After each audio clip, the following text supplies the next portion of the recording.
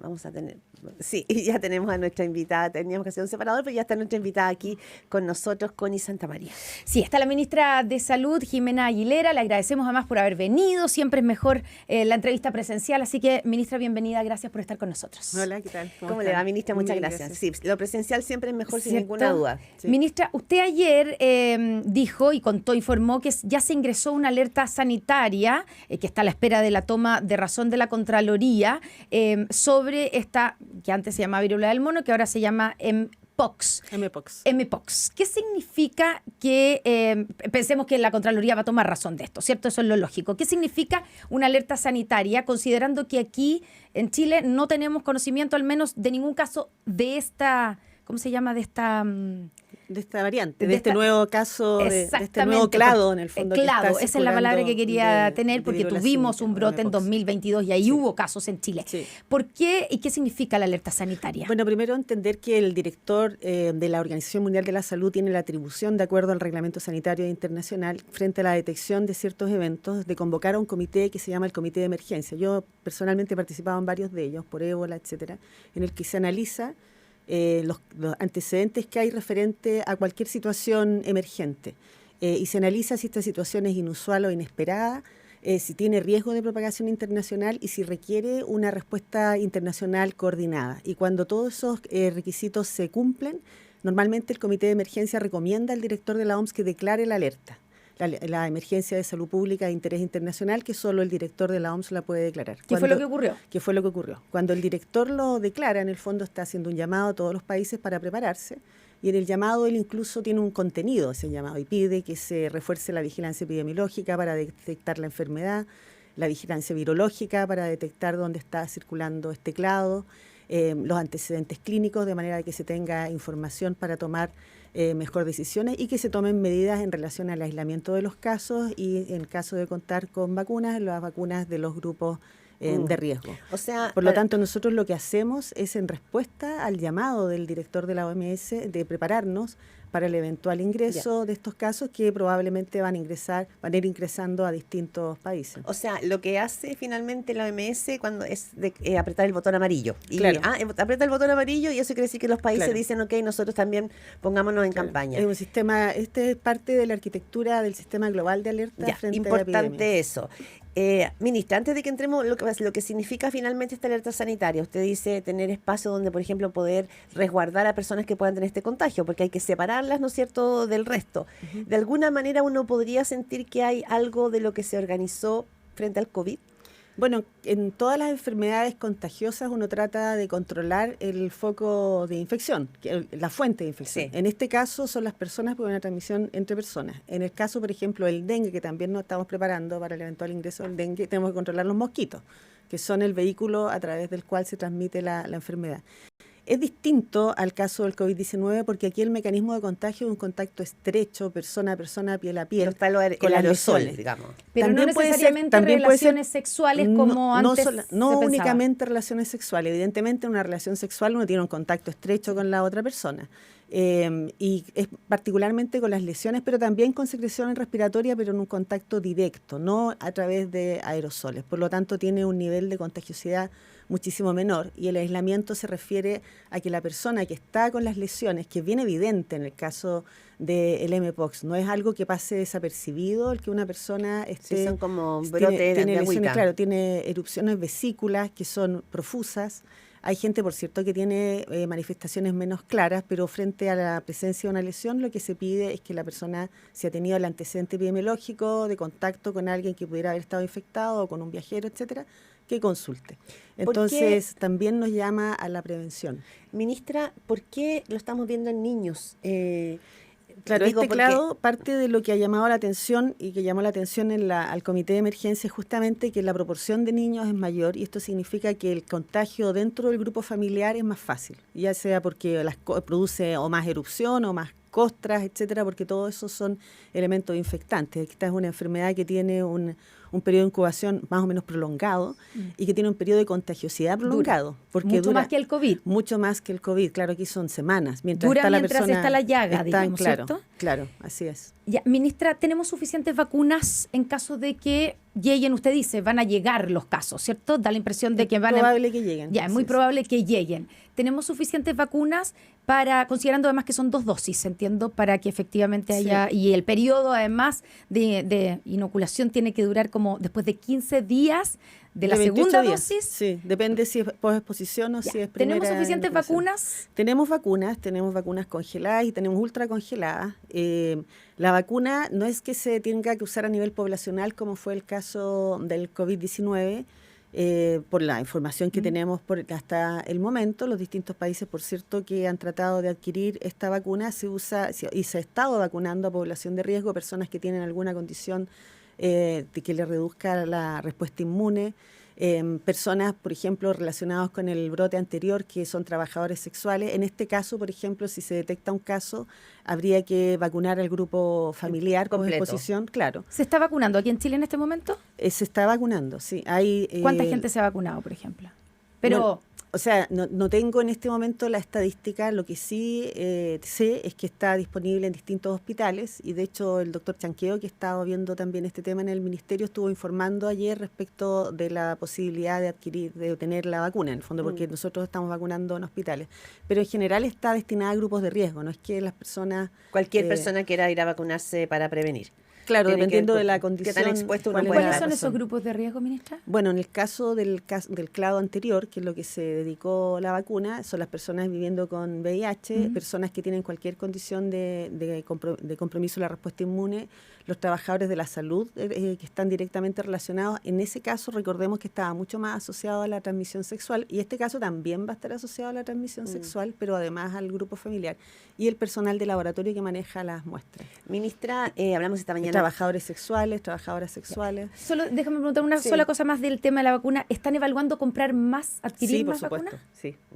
Ministra Jimena Aguilera, el tema viene el 18 de septiembre, es una semana casi completa. Digo, estoy pensando en el tema de la prevención respecto de cuándo puede aterrizar este virus en Chile. Sí. ¿Cree que estamos a puerta de que se pueda abrir la compuerta para... O sea, lo que sucede es que yo lo mencioné ayer que hicimos un punto de prensa Sí. en el Instituto de Salud Pública. ¿Cómo llegan estas enfermedades que se transmiten persona a persona? Llegan a través de personas que viajan, ya sea que sean turistas o personas que viajan al extranjero, tienen alguna conducta de riesgo afuera, vuelven y traen la enfermedad, que fue lo que ocurrió con el brote del 2022. Y nosotros estamos justamente entrando al periodo en que la gente más viaja. Entonces hay que tener una precaución respecto a eso, a las conductas que uno tiene, a tener cuidado con quién está en contacto, porque el 2022 hubo un mecanismo de amplificación muy grande, que eran las fiestas que habían en distintas ciudades europeas muy grandes, claro. y que están relacionadas también a mayor actividad sexual, digamos, con gente que uno no necesariamente conoce tanto, y que hay que tener una cierta precaución en eso. Bien. Y Sí. aquí hay casos, algún caso sospechoso, porque decimos no hay ningún caso aquí en Chile, pero ¿hay algún caso sospechoso? O sea, casos Que estén- sospechosos en este momento que yo esté informada, no, relacionada con este nuevo clado. Pero Pero Argentina- en cualquier momento pueden Sí, haber. Argentina sí tenía un caso sospechoso donde aisló a un buque justamente en el día de ayer, porque había ya, y eso ya Claro, es estamos, que esa es está al lado, parte, y eso ya está al lado. es parte de la actividad que todos vamos a tener, en el fondo, de que si hay una persona que viene, que tiene unas lesiones y que viene de viaje, o que ha estado en contacto con personas de viaje, que han estado recientemente fuera, por supuesto que va a generarse Es una situación dinámica, lo hemos vivido varias veces Pero- cuando Sí. ingresan. Para- estas enfermedades. sí. Para pasar a otro Sí, tema, para pasar a claramente otro sí, tema, tenemos sí. otros temas, ministra, pero solamente estoy pensando, la gente que nos está escuchando y que todos tenemos la referencia del COVID, ¿esto es menos grave que el COVID? ¿O podemos llegar a una emergencia parecida? ¿O Una cosa es ¿O no es posible la saberlo situación eso? poblacional. Yo Sí. justamente soy epidemióloga. Del punto de vista poblacional es menos el impacto que se espera, porque no va a tener una tasa de ataque, es decir, la proporción de personas enfermas es mucho menor que lo que hemos visto en COVID o influenza o virus sincicial o cualquiera de los virus respiratorios que tienen unas tasas de ataque muy altas. Esto, dada la forma en que se transmite y la transmisibilidad que tiene el virus de lo que conocemos hasta el momento, debería ser mucho menor y de hecho los números de casos que son importantes, son varios países, pero son pequeños números de casos. No Ya. estamos hablando ¿Y la de mortalidad millones mayor? de casos. La mortalidad vacunas, mayor. hay vacunas, La que en el caso del hay COVID no vacuna. teníamos Al vacunas, principio ni no sabíamos teníamos cómo, vacuna, ni cómo claro. se contagiaba, ni cómo se Claro. prevenía. Es más fácil aislar a las Sí. personas, es más fácil identificarlo porque tiene una lesión Sí. que es aparente a la vista. La letalidad de este clado es un poco mayor que la del anterior. En el anterior se hablaba del 1% de letalidad, y en este se ha hablado del 3% y hasta el 10% en algunos brotes. Bien. Son 8:12, estamos con la ministra de Salud, Jimena Aguilera. Ministra, listas de espera. Las listas de espera vienen arrastrándose desde varios gobiernos y para la ciudadanía probablemente es una herida importante porque hay personas, yo creo que el caso de hace poco, una persona que estuvo 17 años esperando una lista de espera es como que cristaliza probablemente, ¿no? Es casi una caricatura dramática de lo que significa, pero en los últimos días hay una polémica por la eliminación de listas de espera y por el hallazgo de carta en un basural en la comuna del Maule. Entonces, ¿qué está pasando? La pregunta está puesta en el Ministerio de Salud. Nosotros acá entrevistamos al subsecretario de Redes Asistenciales, Osvaldo Salgado, la semana pasada, y decía que había, claro, algunas investigaciones, pero da la impresión de que aquí nadie está siendo responsable. No, sí hay responsables. A Bueno, ver. primero decir que el tema de las listas de espera es la prioridad número 1 del Ministerio. O sea, y reducir los tiempos de espera, porque las listas de espera son una situación connatural a un sistema de salud administrado en el cual derivan pacientes hacia especialistas o cirugías y tienen una cantidad de recursos limitados, y ocurre en Inglaterra, en Alemania, en cualquier país que España, que en el fondo tenga sistema de derivación y tú lo registres. Para nosotros es una prioridad. Y cualquier situación que afecte los registros, la estadística, que pueda haber personas eliminadas, nosotros lo consideramos que es grave. O sea, no es una situación banal. De hecho, hemos trabajado a través del tiempo, desde que a mí me pidió el presidente que me hiciera, de hecho me lo encargó, no sé si ustedes se Sí, acuerdan, pues, cuando me me nombró acuerdo. ministro Sí, de usted pues. hágase cargo de la lista de espera. Bueno, Como le pasaba a Michelle Bachelet con Ricardo claro. Lago Escobar. pero a Michelle Bachelet le encargaron que no hubiera fila afuera del consultorio. Ah, Sí, ya, eso era distinto. que era un poco distinto.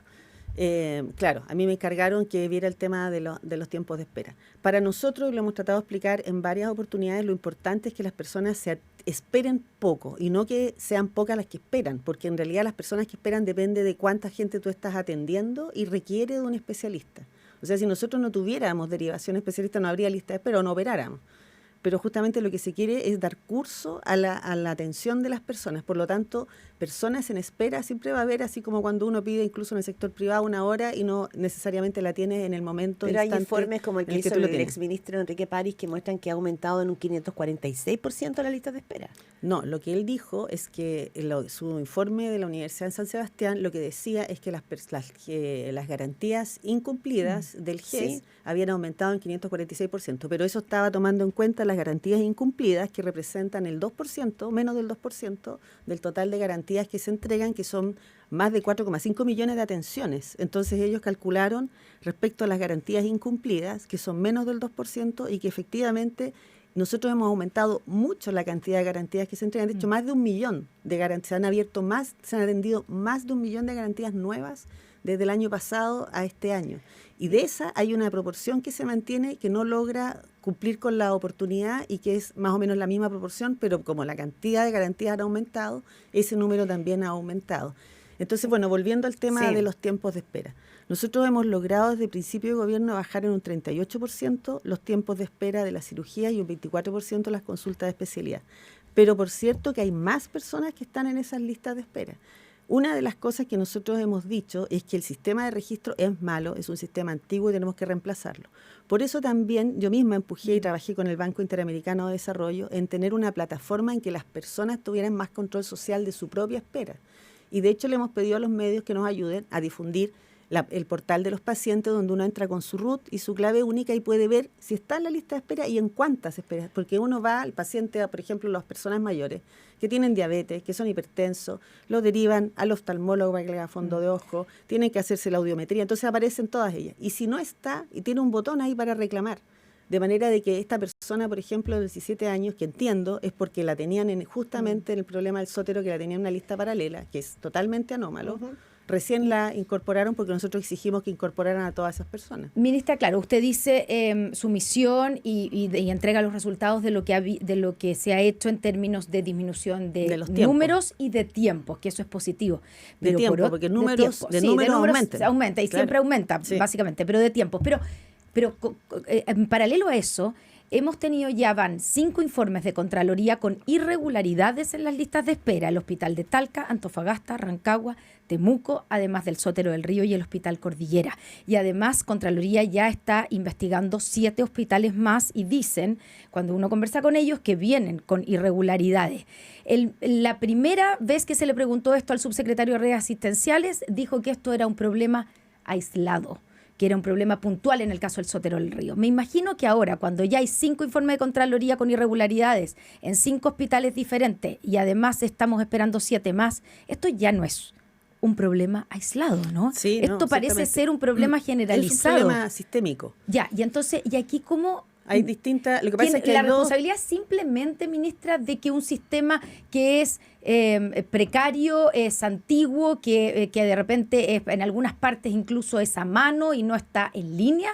¿No hay aquí algo más? Yo sé que se están haciendo los sumarios, pero usted como ministra que sabe del tema, cuando le plantean este nivel de irregularidades, que hay fallecidos que registraban atenciones médicas realizadas con fechas posteriores a su deceso, que hay listas paralelas, que es totalmente, como usted dice, anómalo, que hay personas que aparecen que las atendieron y no las han atendido. Estamos hablando de gente que incluso puede morir en la espera. ¿Esto es grave, ministra, o no?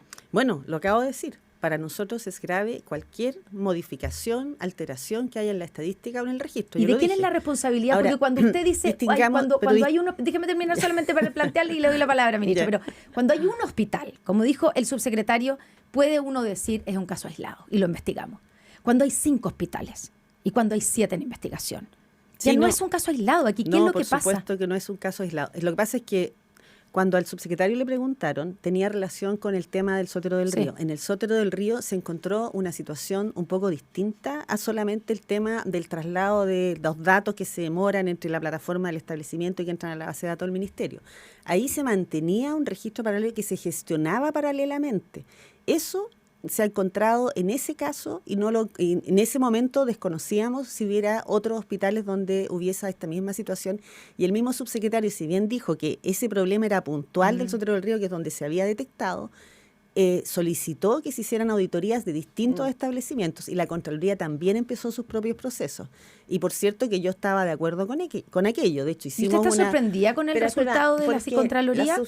El subsecretario aquí, en esta radio, la semana pasada, hablando de Antofagasta, de los casos de Antofagasta y Talca, por listas de espera, dijo, hasta ahora no hemos detectado irregularidades administrativas. O sea, también lo dijo respecto de la situación en el norte, que hoy día está siendo revisada. O sea, había probablemente hasta la semana pasada una evaluación desde el Ministerio de Salud de que esto no estaba siendo sistémico. No, de hecho yo hice un punto de prensa el miércoles y me preguntaron directamente, ¿usted espera que se encuentren este tipo de problemas en los registros del otro? Y dijimos que probablemente sí. Yo dije, por lo menos, probablemente sí se van a encontrar este tipo, porque hay un problema con la plataforma. Además, pueden, y no tenemos que descartarlo a priori, tenemos que revisar efectivamente qué es lo que sucede con los distintos hospitales. Por eso se está interviniendo, se está yendo a los hospitales a mirar, se están haciendo los sumarios. El caso del Sotero ya está en el momento de levantar cargo, porque ciertamente hay un tema de la fe pública. Yo por eso lo encuentro que es grave.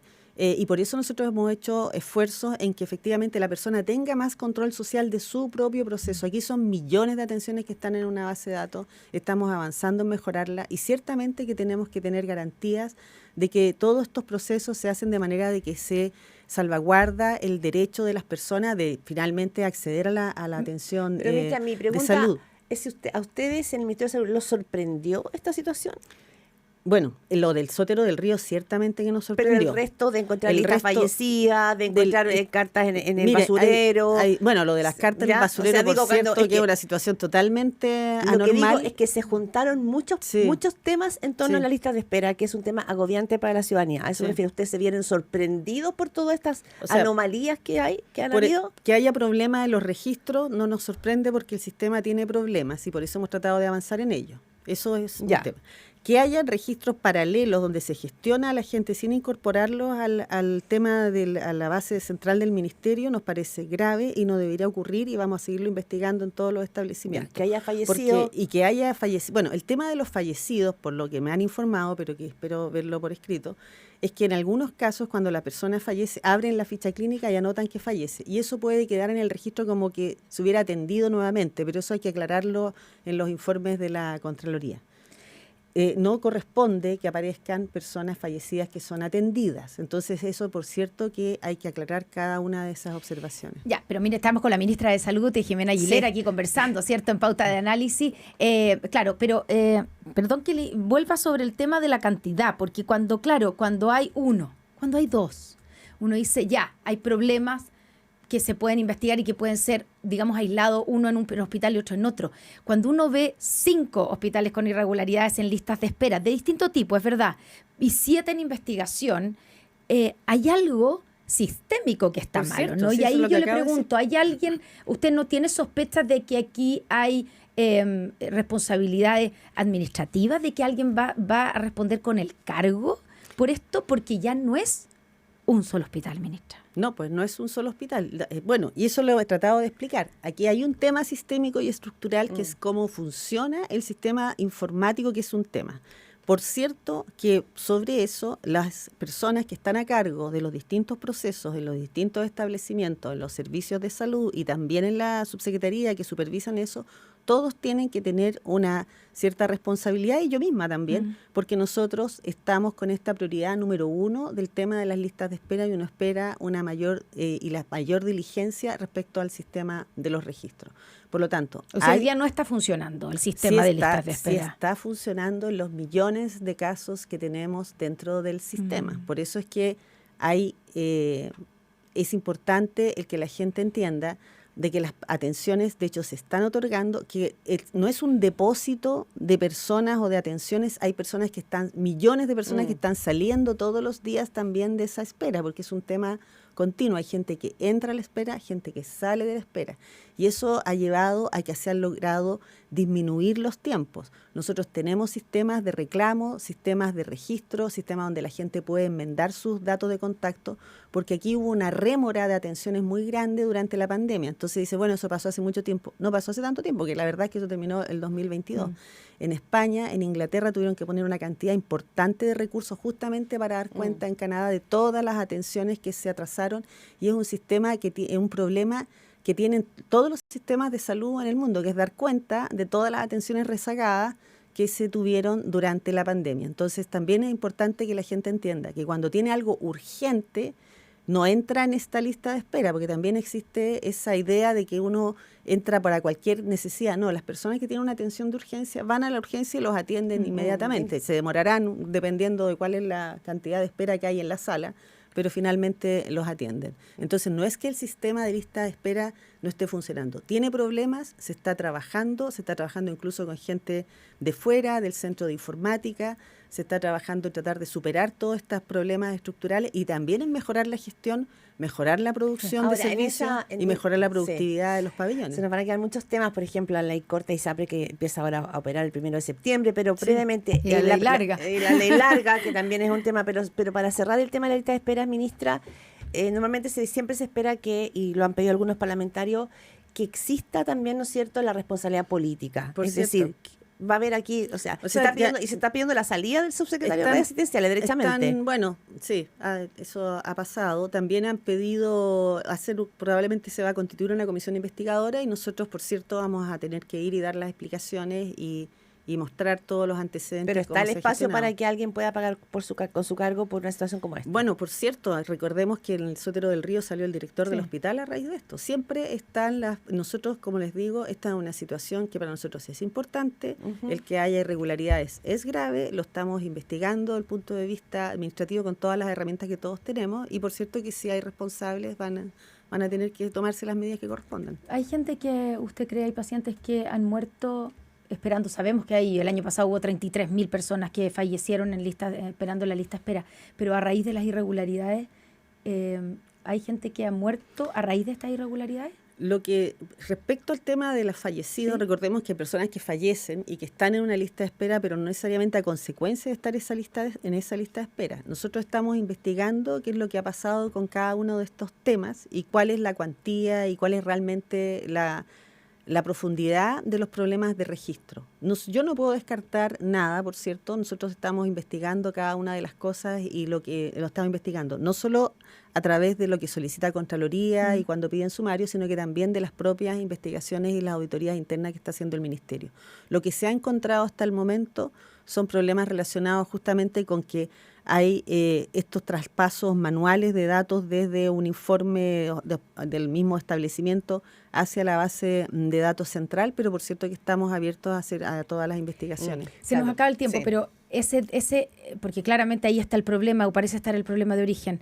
¿Hay alguna posibilidad o un horizonte, porque entiendo que están haciéndolo, de digitalizar el sistema de información de listas de espera y que esté en línea? Sí, por ¿Y cierto. cuándo podría ocurrir eso? Bueno, estamos trabajando, ya hay 3 servicios que están con este sistema de interoperabilidad funcionando. Se está trabajando con el Centro de Informática, con la doctora Chomalí, haciendo los algoritmos y los protocolos justamente para la captura directa de los datos, y se tiene un itinerario para avanzar a más de la mitad de los servicios este año y tratar de completarlos el año que viene. También hay una burocracia que tiene que ver ahí con el personal. Mucha gente reclama, se encuentran las ventanillas con personas que no las atienden bien. Es decir, por más que se Bueno, pueda esos son digitalizar, otros temas. eso no, pero el tema Claro. de la atención, que es humana, también Sí, va a por ser un cierto. tema muy clave y Y relevante en esto. Siempre es un tema Y muy relevante. Ministra Jimena Aguilera, muchas gracias por No, estar aquí gracias en a Pauta usted. Análisis. Que tenga un buen día. Gracias, ministra.